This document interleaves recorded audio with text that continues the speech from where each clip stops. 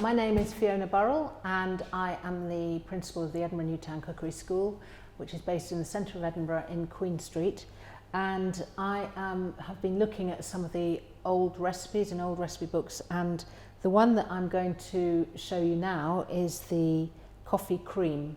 And we think this is quite an old recipe. It's written in a style which is a little difficult to understand, but hopefully I've got there. I'm setting this with gelatin, and I'm using leaf gelatin, which is here. This one is a bronze leaf gelatin. I'll explain a bit more about gelatin in a little while. But the original recipe uses isinglass, and isinglass is something that they use to set jellies, and it's made from the swim bladder of certain fish. Top grade would be Russian, which would be sturgeon, and that would be treated and then made into this form of setting agent. The recipe asks for, it's a huge amount, but I've cut it right down, and I'm putting into this, it actually asks for coffee beans. I'm putting the coffee beans in as it says in the recipe because it gives it a little more of a delicate taste. You could use ground beans, and you might be able to get away with using slightly less ground beans, but you'd have to be able to make sure you'd only grind them very slightly and make sure you could sieve them out. So that's the beans going into the pan.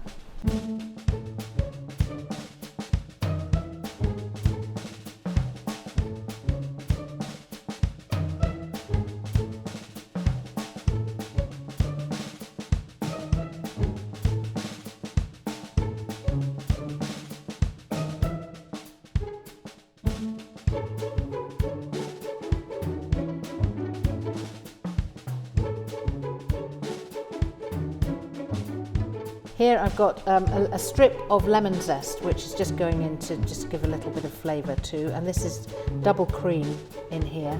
And the recipe says that all of the cream and all of these things should be put in together and boiled.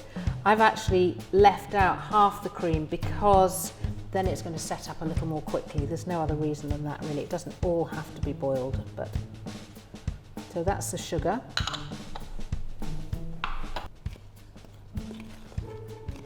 Okay, I'm going to take that over to the stove and start to heat it.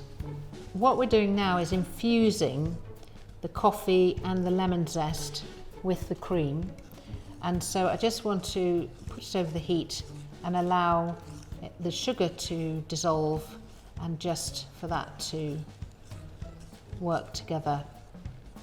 Now once it's come up to the boil, I'm going to allow it to sit. And you would allow it to sit for about half an hour just to get all the flavour that you can from the coffee beans, and then that will just sort of get enough. It's quite a subtle flavour, it's not very strong, this. So I can feel that the sugar has gone, and I can see there's a little bit of steam coming up now, so it's not far off. I can even see, if I leave it for a little while, I can begin to see a little bit of colour coming away from the beans as well. I wouldn't go away and leave it, because the problem is that the cream, it's very thick, and it's so there we are, it's boiling. So I'm just going to turn that off, and I'm just going to leave that to sit for a while.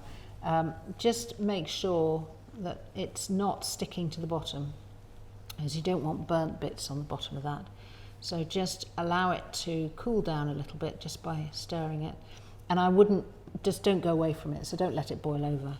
So then you would allow that just to sit and cool down, and then it's got lots of flavour, and probably about half an hour is enough. You don't need to do it for more than that. So while it's infusing, we'll get ready a few of the other things that we need. So just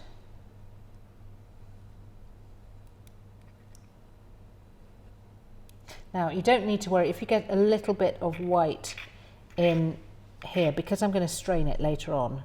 It's not the end of the world. So if you just get a bit of white going in there, that's fine. And then these you can just make into meringues. Just mix those up a little bit. You don't have to beat them, just mix them up a bit. Then here, this is the interesting thing. Now, I mentioned about gelatin. Gelatin, nowadays, we tend to get it in leaf form. We used to, you know, it used to only be in powdered form that you could find it. But now we use leaf gelatin. Now, the issue with leaf gelatin is there are several different grades. And this, the one we use here, is bronze gelatin, which is, I suppose, in some ways the lowest grade. But it works very well, and it's usually in sort of catering establishments and things. They will use this one because they know it will set very well. But it goes right up, you know, silver, gold, platinum. Now, often the stuff that you find in the supermarket is platinum. And it's slightly different, and there are different amounts a little bit. So you get a leaf, in fact, in a supermarket, you'll get a leaf probably about that size, about half that size. But platinum sets a bit stronger. So as you go up, it sets. It's a very different set, and actually it's really very fine set. It's very good, but you need to use less. And the leaves, it sort of varies a little bit because the leaves are slightly different thicknesses. So it's a bit of a problem actually, because when we use powdered gelatin, it was very easy when you're writing a recipe, but now it's a bit more difficult. So this is what we do with it. I've just broken it in half, and you need to put it in a bowl of water. I always think they look like windows, or you can just put them in like that and just press that down, and then like that. And I'm using 3 for this, and they must really soften. So you'd leave them in there for about 5 minutes or so before you use them. You can't use them if they haven't softened. It just won't really work. You also want to, when you use it, so when they've softened up, you take it out and you squeeze it out a little bit, and it has to be dropped into hot liquid. It was I think it was a bit like that. But they would often sort of grind it slightly to put it in, so it would, and sometimes they had to, I think how you bought it, you either bought it ready to use, or there was a bit of work that you had to do with it, but I'm not absolutely sure. But it's also used in brewing and I think possibly winemaking for clearing, fining, I think they call it, don't they? So it's for clearing, they use it in that as well. I don't know if they still do, but they certainly used to, in order to make a clear liquid. I've got my coffee cream. I'm just going to bring it back up to quite hot, and I've got my, now what you want to have is, I've got my bowl with my egg yolks in, and I have a bowl here with a sieve, and that's really important to have that there and handy, because once I add the cream to the eggs and then put it back on the heat for a few minutes, if it goes a little bit too far, I need to get it out of the pan and through a sieve as quickly as possible.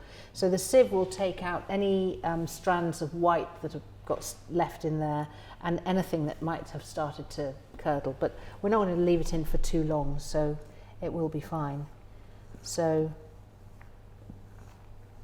you can hear it's just, yeah, there it is. It's boiling now. So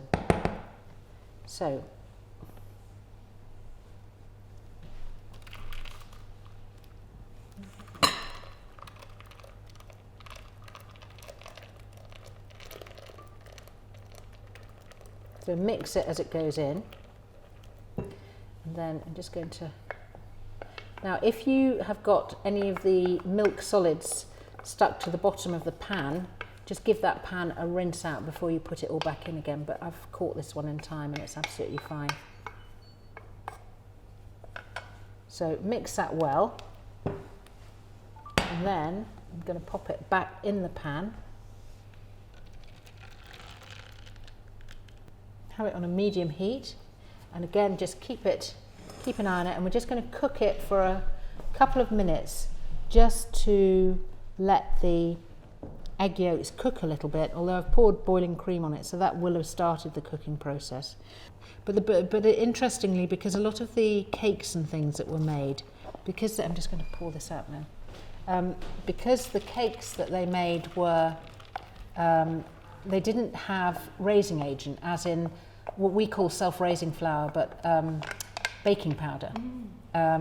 And so because they didn't have that, they used to use yeast, but it was often the yeast that was from their own brewing.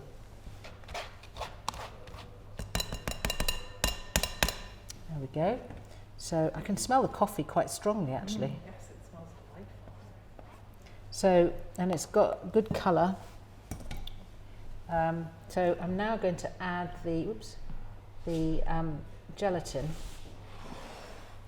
So just want to squeeze that out a bit. It's like a bit like a. Just get rid of any extra water, and then that goes in.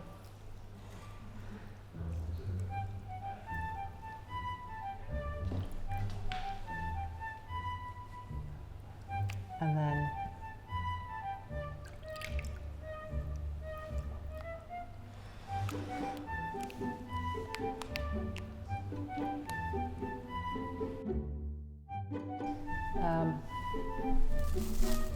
I'm going to add, because this is a trick just to make things go a little bit quicker for you, rather than waiting for everything to cool down, I'm just adding the rest of the cream to it.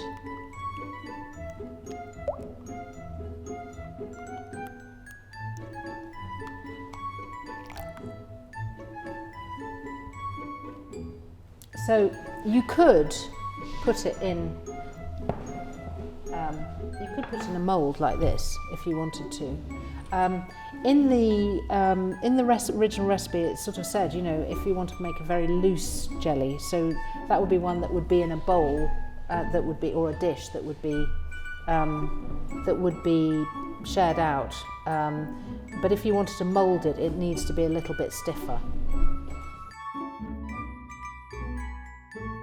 You could just take it and you could pour, if you wanted, a teacup. And I wouldn't fill it to the top because it's very rich.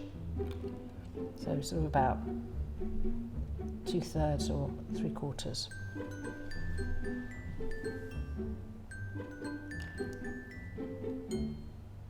Oops.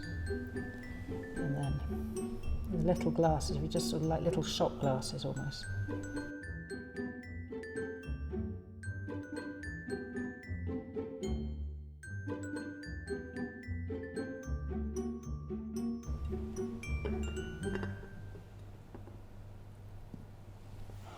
There we go.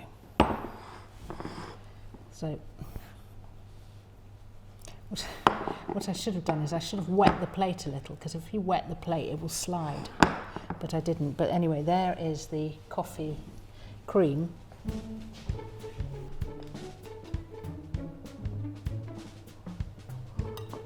And normally, this has come out of the fridge just now, you'd normally want to leave it out of the fridge for a little while, just to let it sort of be slightly less firm. There you go.